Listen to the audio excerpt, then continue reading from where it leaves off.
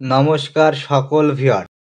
Electric সুইচের video কিভাবে automatic stair লাইটের কানেকশন করতে হয় এই ভিডিওটার মাধ্যমে দেখানো হয়েছে। ভিডিওটা খুব মনোযোগ সহকারে দেখবে বন্ধুরা, তাহলে কানেকশনটি শিখতে পারবে। এই কানেকশনটি করতে আমার ব্যবহার হয়েছে একটি 12 ভোল্ট থেকে 24 ভোল্ট ডিসি অ্যাডাপ্টার এবং 32 টিয়ারের একটি কন্ট্রোলার, দুটি সেন্সর। এই সেন্সর দুটি সিঁড়ির ফার্স্টে ওয়ালে একটি থাকবে এবং সিঁড়ির লাস্টের ওয়ালে একটি থাকবে। এই সেন্সরের মাধ্যমেই লাইটগুলো লিবাজ্বলা করবে। এই সেন্সরগুলি বসানোর আগে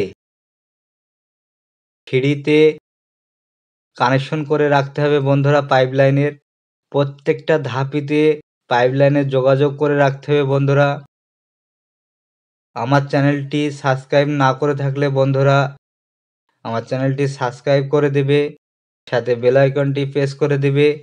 এরপরে নিউ ভিডিও আপলোড দিলে আপনাদের ফোনে নোটিফিকেশনটি পেয়ে যাবে বন্ধুরা।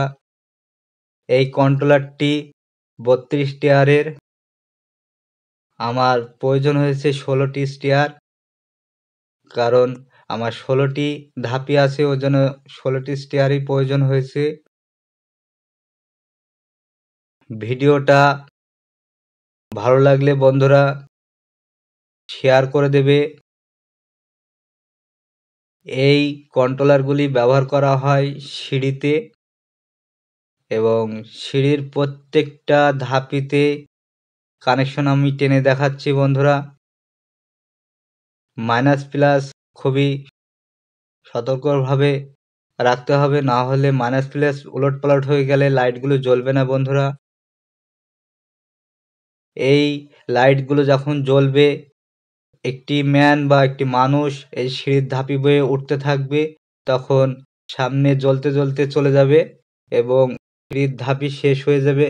মানুষটি যখন উঠে পড়বে উপরে, তখন আস্তে আস্তে লাইটগুলো পেছন থেকে লিপতে লিপতে আবার উপরে উঠে যাবে।